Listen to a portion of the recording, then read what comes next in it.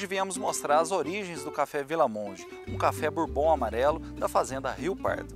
Grãos especialmente selecionados fazem do café Vila Monge uma bebida levemente ácida, incorporada com açúcar acentuado da própria fruta.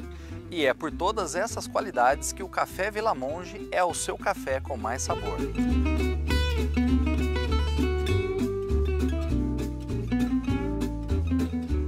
No programa Atitude Empreender de hoje, receberemos como convidada Nani People, talentosíssima atriz e humorista poços-caldense, com uma história incrível. Conheça um pouco mais com a gente. Nani nasceu no interior de Minas Gerais. Ao se mudar para São Paulo, já adulta, cursou artes cênicas e participou da escola de atores Macunaíma.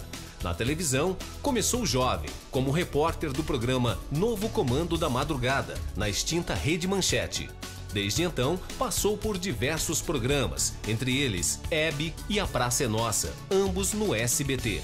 Tornou-se veterana na televisão e atualmente é considerada um grande ícone do humor brasileiro.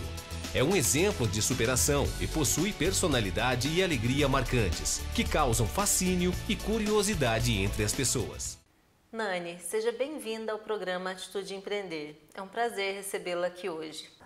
Nani, fiquei assim encantada com o seu livro. Parabéns pelo lançamento, parabéns pelo aniversário, né, que foi semana passada. E assim, eu li o seu livro e fiquei pensando em todas as crianças que nascem, em todas as situações, em toda a história, e fiquei imaginando por que as pessoas reclamam da vida, reclamam, né, das situações que se encontram, né, dos problemas, e não fazem como você, de enxergar a vida, de batalhar por um sonho, de ter uma mãe tão batalhadora e que foi seu espelho, né, e que foi seu apoio. Então eu gostaria que você contasse pra gente um pouquinho da sua história, desde a sua infância, as suas dificuldades, você sempre acreditou em ser atriz, você sempre acreditou no seu talento de sucesso aí, no sucesso de teatro. Nani, então, por favor, conte pra gente, que assim, eu acho que o livro ainda está todo explicado, mas eu acho que o melhor é escutar. Até porque nem todo mundo tem acesso ao livro, assim, ainda, né? Mas eu tenho certeza que a curiosidade, depois da entrevista, eu tenho certeza que primeiramente, é um prazer muito grande, doutora Zé, mesmo, viu? Primeiro por estar sendo convidada para esse programa, que inclusive meu amigo Pedro foi quem me falou do programa primeiramente. Aí a gente ficou quase 6 meses tentando marcar uma entrevista e o IBAMA não me liberava, porque na verdade a agenda da bailarina não é fácil. E segundo, pelos laços de conhecimento, por ter sido cliente do seu pai, paciente do seu pai e tal, enfim. Estou muito lisonjeada mesmo. Eu acho assim, acho que o meu caso é predestinação mesmo. Eu sou do sul de Minas, nasci aqui do lado, nasci em Machado, fui criada em Serrania até 6 anos de idade, 7 anos por aí, 7 anos e meio. Vim para Poços. E Poços foi meu grande mágico de Oz na minha vida, porque foi a terra da descoberta. Aqui eu descobri o teatro, aqui eu descobri incitei ainda mais a vocação de cantar, mas isso começa lá atrás. Começa, por exemplo, quando eu conheço por gente, eu já brincando de cirquinho, eu dublando comercial, assim, imitando comercial de TV. Agora, o Marco Zero foi eu subir num palanque de uma quermesse em Serrania para cantar, para ganhar cartucho de doce. Porque eu queria um cartucho cor-de-rosa e meu pai queria me dar um azul. E eu sempre fui muito objetivo, eu nunca me deixei fazer a cabeça, desde criança, por isso eu falo que é predestinação. E aí eu via a televisão, ficava encantada com aquilo. Eu me lembro do meu avô estar falecendo de câncer, vieram os parentes visitá-lo de São Paulo. Minha mãe disse que eu fiz a maior birra no carro, na porta do carro de uma prima dela, pedindo que ela me levasse para São Paulo para cantar na televisão. Quando eu mudei para Poços, eu cantei na festa de futebol amador, que tinha a festa da Liga Poços-Caldense de Futebol. Eu queria muito uma bicicleta. E eu tinha passado a era do velocípede, do velotrol, e não pude ter. Aí eu fui, cantei, fiquei em 3º lugar, ganhei. 3 meses depois, Chacrinha veio com a caravana dele. E a gente não tinha televisão em casa. Ter televisão em casa em 70 e poucos era ter um iPhone 16. Não existia, nem todo mundo tinha. Cantei, ganhou a TV. 2 meses depois ele voltou, ganhou outra TV. E aí começou literalmente a minha história, porque o Eduardo Paiva, que foi um grande homem de política e de negócios aqui em Poços, que morreu assassinado misteriosamente, até hoje não se descobriu por que aconteceu, quem fez, que deve estar nos vendo até, mas enfim. Aí ele me deu um presente, ele conseguiu, assim, me tem talento, preciso estudar canto no conservatório. Foi através do canto que eu comecei minha carreira. Eu comecei a cantar em casamento, fui ter aula com a dona Aparecida Quiroli, mãe do Xandó, da Seção Brasileira de Vôlei. Tem que falar o Xandó porque é o mais conhecido. Ele tem um outro irmão, que é o Luciano Quiroli, que é um excelente ator de teatro de São Paulo. E ali, nas idas para o conservatório, fazendo exercício vocal, estudando música, estudando Bona, sou da época do Bona ainda, sabe? E eu descobri o teatro, que eu vi umas crianças entrando no teatro que hoje chama-se Benigno Geiger, antigamente Teatro da Urca, que é encantada com aquilo. Isso eu conto muito bem no livro até. E eu cheguei em casa encantada com aquilo, eu falei, aquilo é teatro, eu vi um lugar assim, tal. Aquilo é teatro, é aquilo que você vai fazer. Então, isso foi o começo, porque ali eu comecei com a Nicionelli de Carvalho, que tinha um grupo Benigno Geiger, e não parei mais, porque assim, do jeito que eu comecei, eu tenho amigos até hoje de infância, que nós conhecemos lá no primeiro curso de teatro, inclusive o próprio Piffer, muitos começam e saem, como teatro é como o mar. Você joga no mar, o mar aceita tudo. O que é do mar, fica, o que não é, o mar devolve. Porque a carreira artística, o difícil não é entrar, o difícil é você permanecer e viver dela. Porque você vive de uma profissão que para muita gente é descartável. Na sua área mesmo, meu dentista estava em São Paulo, então o excelente dentista de São Paulo falou, Nani, você é daquela que vem e vai até o fim, até porque o meu cartão de visita é minha boca, né? É o meu cartão de visita. Tem gente que vai, coloca um provisório e some do consultório, desaparece. Você sabe melhor do que eu. Então a carreira artística é isso, é você começar e se manter nela.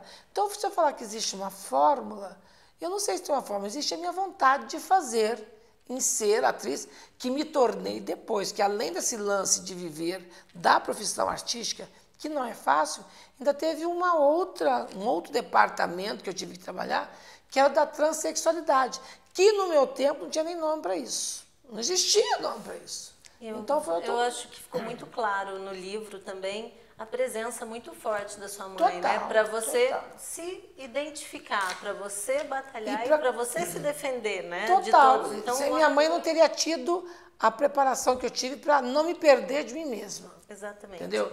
E uma coisa assim que me marcou na leitura foi o colégio, né?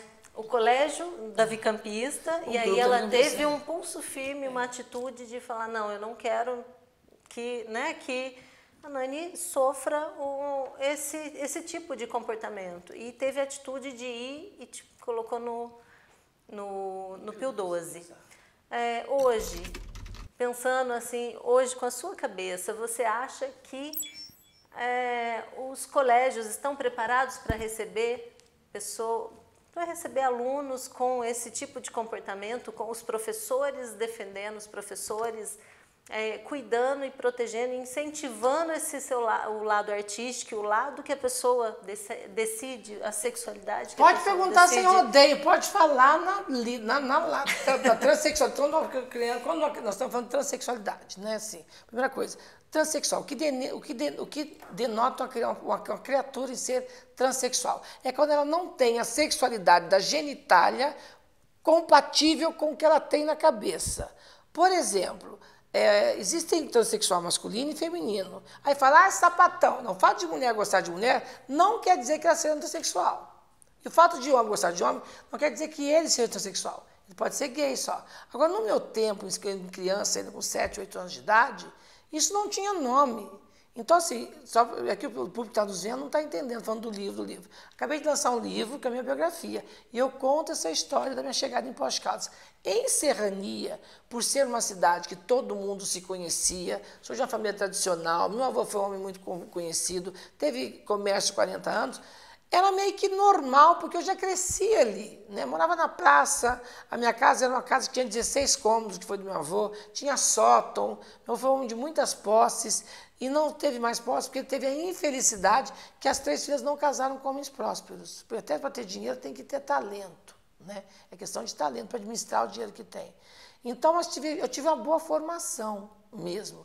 Então, quando eu mudei para Poços, eu tive uma ruptura social muito grande. Quando eu fui para o Pio XII, no Davi Campista, no 3º dia de aula, 2º dia de aula, eu podia sair no recreio. Porque fui acunhada pela criançada. Foi um Deus acuda. Mas eu fui chamada pela dona Elvira, e ela disse, só percebeu que seu filho tem um problema? Não, isso não é um problema, é a condição dele. Porque naquele tempo era um problema, para muita gente ainda hoje é um problema.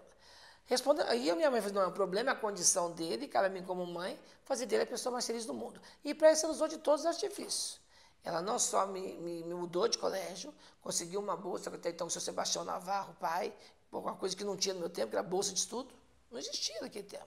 Ele falou, como o senhor conseguiu uma bolsa de estudo. Comentei isso com a dona Maria Helena Braga, até no dia do lançamento do livro. Foi uma das primeiras pessoas que teve isso. Então, assim, a partir daí, ela começou a trabalhar na minha cabeça a possibilidade de eu enfrentar o que o mundo ia me dar. Quando você diz de uma instituição que está preparada, não quer dizer que os profissionais estejam. Ah, sim, mas eu até voltei para o lado que você sempre foi muito inteligente, muito falante. Sempre. Né? Então, assim, o falante, a sua profissão necessita desse falante, né? Necessita dessa sua característica.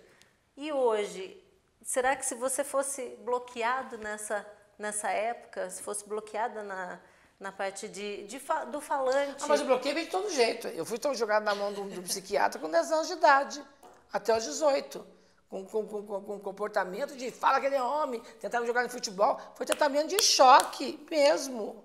Agora, sim, quando eu vi que não dava certo nada disso, a minha mãe tentou me acolher até para que eu sobrevivesse. Porque o índice de transexuais que se matam é muito grande. E quando você fala assim, você acha que as escolas estão preparadas? As escolas têm, inclusive em leis hoje em dia, que são obrigadas a aceitar um transexual, quando é detectado transexual, pelo nome feminino que ele tem, inclusive. Nós temos uma coisa no Brasil chamada identidade sexual, que você pode colocar na sua RG, até no SUS, o seu nome enquanto persona se apresenta. Agora, isso não quer dizer que os professores estejam.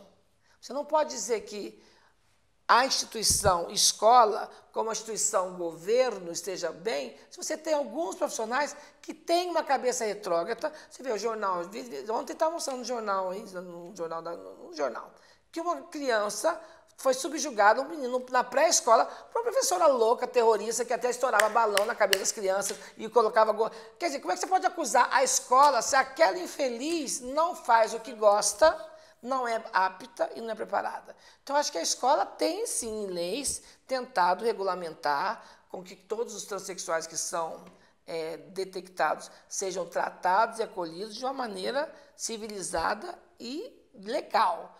Mas isso não quer dizer que os professores estejam, os alunos também não. Isso quer dizer, tem isso em caso e caso. Chegamos ao final do primeiro bloco do nosso programa. Fique com a gente.